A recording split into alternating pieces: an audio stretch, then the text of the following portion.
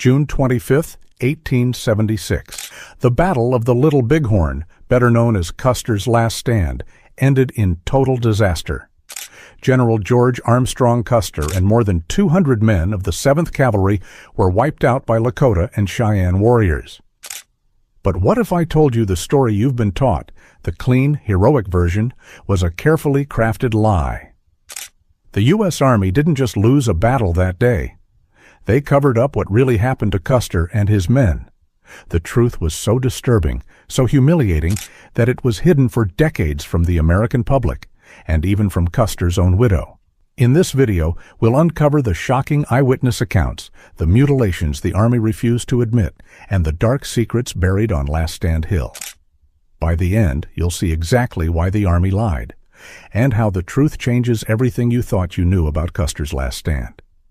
But before we continue, be sure to like, share, and subscribe to the channel so you don't miss the next video. For the victorious warriors, the first order of business was looting. The fallen soldiers had valuable goods, guns, ammunition, jewelry, uniforms, even their horses. Now these spoils belonged to the victors, just as they knew the Americans would have done if the battle had ended differently. Lakota warrior Brave Bear later recalled the chaos, warriors boasting over their finds. "I got some tobacco, I got coffee, I got a good gun." To them, the loot was a rightful reward for victory. But the process showed no mercy to the dead. Nearly every soldier's body was stripped bare and left to decay in the summer sun. Scalping was a traditional practice, and soon the hills were filled with the grim sight of warriors cutting trophies from their fallen enemies. This wasn't limited to men. Native women also took part in the desecration. 2 Cheyenne women later admitted to driving awls into Custer's ears, a symbolic punishment for refusing to listen to warnings. Years afterward, it emerged that someone had also shoved an arrow into Custer's body in a place too indecent to describe, a detail hushed up by the Army to spare his widow further pain. Lakota warrior Ironhawk recalled seeing soldiers who had feigned death only to be discovered by women. He told of one soldier, stripped naked and about to be mutilated, suddenly leaping up to fight for his life. The women quickly killed him, but Ironhawk remembered the scene as darkly comical, a naked man fighting off 2 elderly women. Not everyone found it amusing. According to legend, even Sitting Bull himself was disturbed by the spectacle. According to later accounts, Sitting Bull claimed his visions had promised a great victory, but also carried a warning. If his people disturbed the dead, they would invite a curse. Whether he truly opposed the mutilations remains uncertain. By the time interviews were recorded, years after his own downfall, Sitting Bull may have been distancing himself from actions that outsiders condemned as barbaric. But the fight didn't end with Custer's death. The bulk of the 7th Cavalry was still alive, entrenched under Major Marcus Reno and Captain Frederick Benteen atop Reno Hill. Sitting Bull's warriors launched relentless assaults through the night of June 25th and throughout the 26th. Only at dawn on the 27th did they withdraw, after scouts spotted columns of American reinforcements approaching. Reno and Benteen, exhausted and bloodied, had no idea what had happened to Custer. The grim discovery fell instead to General Alfred Terry and Colonel John Gibbon as their reinforcements advanced into the area. Scouts first stumbled upon looted officer uniforms tossed aside in abandoned camps. Before Terry and Gibbon could process what this meant, another scout arrived with chilling news. "I have counted 197 dead bodies lying in the hills." "White men?" they asked immediately. "Yes, white men," the scout confirmed. The commanders now feared the unthinkable, that Custer and his entire command had been annihilated. Relief came only when they located Reno and Benteen's battered survivors still clinging to Reno Hill. The 2 officers, shocked to learn of Custer's fate, had believed he had ridden off in search of glory, leaving them to die. Soon after, Benteen and a detachment were ordered to track down Custer's column. What they encountered was beyond imagination. After 2 sweltering days under the Montana sun, the corpses were already decomposing. The first cluster of bodies they found belonged to L Company, commanded by Custer's own brother-in-law, Lieutenant James Calhoun. They still lay in the same defensive formation they had assumed in their final desperate moments on Calhoun Hill. Elsewhere, there was no order, bodies scattered as though struck down in panic or perhaps moved by the victors afterward. Another concentration of corpses lay on what would be forever known as Last Stand Hill. It was here that Private Jacob Adams made the most devastating discovery. He stumbled upon the body of the 7th's commanding officer. Calling for Captain Benteen, he watched as Benteen rushed forward, gazed down, and confirmed the unthinkable. Custer himself was among the dead. "By God," Captain Benteen muttered, "that's him." George Armstrong Custer's body was found near the crest of Last Stand Hill, barely 20 feet from his brother Tom. Like most of his men, he had been stripped of everything but his socks. Unlike Tom, however, Custer's scalp remained intact. His body rested in a sitting position, propped against 2 other fallen soldiers. Lieutenant James Bradley later remarked that Custer's face wore an almost peaceful look, as though he had simply fallen asleep. The rest of his command was not so fortunate. Nearly 200 bodies from Custer's battalion lay scattered between the bluffs and the riverbank near Sitting Bull's abandoned camp. In a public letter, Lieutenant Bradley reassured readers that the remains showed little sign of mistreatment, insisting that most wounds came only from the finishing off of the wounded. But Bradley was not telling the truth. Private Charles Windolph, who walked the battlefield that day, admitted later that Bradley was sparing the families back home. "They were badly mutilated," Windolph confessed, "some of them too bad to talk about." The horror was undeniable. Many of the dead had been scalped. Some were pierced with arrows even after death, others battered by war clubs and hatchets. One of the most gruesome sights was that of Isaiah Dorman, a black interpreter. His mutilated body was left beside a kettle, grotesquely filled with his own blood. The entire landscape was a scene of cruelty. Even Custer himself had not escaped abuse. Official reports only recorded 2 gunshot wounds, one to his chest beneath the heart, the other to his left temple. Either could have killed him. There was also a knife wound to his thigh. But what was not reported, deliberately kept secret, was that an arrow had been shoved into his body in a place too degrading to describe. That detail was buried to shield his widow from unbearable grief. Tom Custer's fate was even worse. He had been scalped, his skull smashed, and his body cut open. Only a tattoo on his arm allowed anyone to identify him. 2 hot summer days had passed since the battle.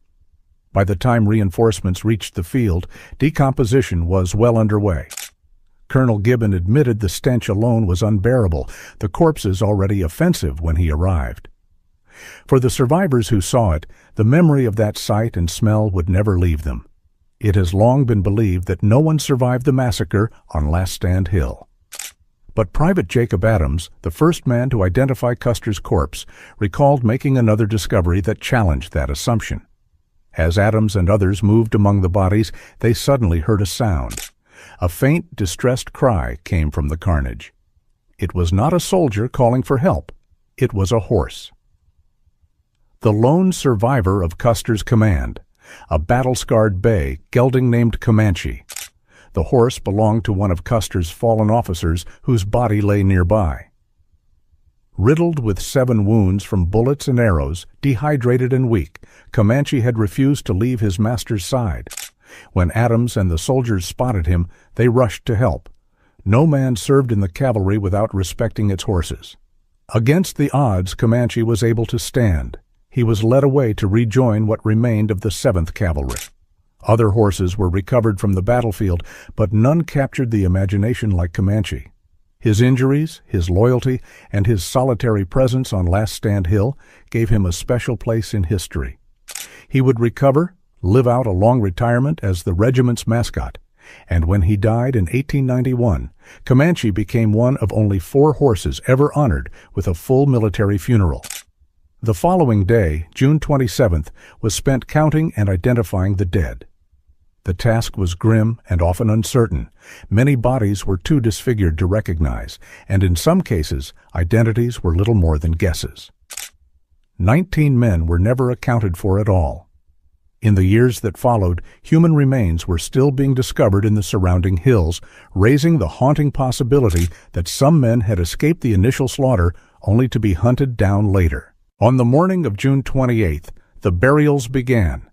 Benteen recorded 208 bodies laid to rest, while Bradley wrote down 206.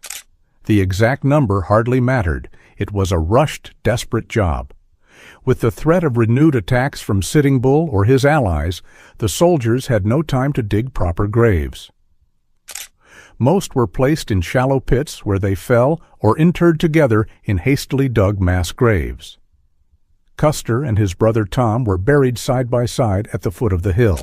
Their resting place was barely 2 feet deep, their bodies wrapped in canvas, covered with stones and a crude wooden sled in a futile attempt to keep scavengers away. Different accounts disagree on who actually performed the burial. Several men later claimed the honor. By 6:30 p.m., the grim duty was finished. General Terry wasted no time. That same evening, he ordered the column to march back toward the main Bighorn River. 50 wounded men still required urgent care, and word of the disaster had to be carried to the outside world. The trek back to the steamer Far West was long and brutal. Medics tended to the injured as best they could. One man even lost a leg along the way. Despite their efforts, several more succumbed to their wounds before reaching safety. For those who survived, the scars of Little Bighorn ran deep. Major Marcus Reno, once one of the regiment's senior officers, drowned his memories in alcohol. In the 22 days following his return, he purchased 11 gallons of whiskey, trying and failing to drink away the horror of what he had lived through. Captain Benteen, like Reno, turned to alcohol in the aftermath. His drinking soon led to a violent quarrel with Captain Thomas Weir, who openly accused him of abandoning Custer on the battlefield. Benteen, furious, demanded satisfaction and challenged Weir to a duel. Weir declined, but the guilt consumed him all the same. By December 1876, Weir was found dead in a New York hotel room, another casualty of Little Bighorn. Meanwhile, the steamer Far West raced up the Missouri River carrying 38 wounded men and the dreadful news of Custer's defeat. It set a record pace, completing the 710-mile journey back to Fort Abraham Lincoln in under 3 days. Before dawn on July 6th, the sound of the ship's whistle stirred Libby Custer from sleep. At 7 a.m., a group of senior officers knocked on her door. Her sister-in-law Maggie, wife of Lieutenant James Calhoun, was also awake, anxious for word of her husband and brothers.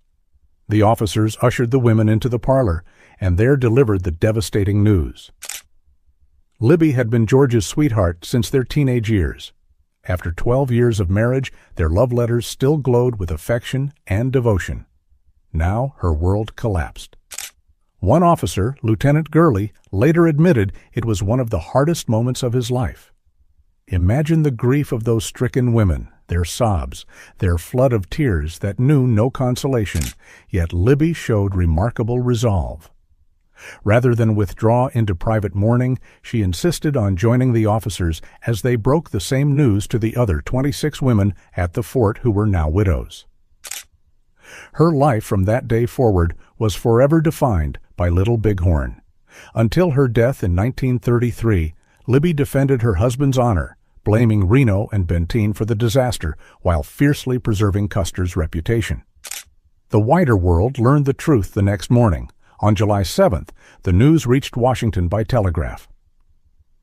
Only days earlier, the nation had celebrated its centennial with pride. Now the mood shifted to shock and mourning.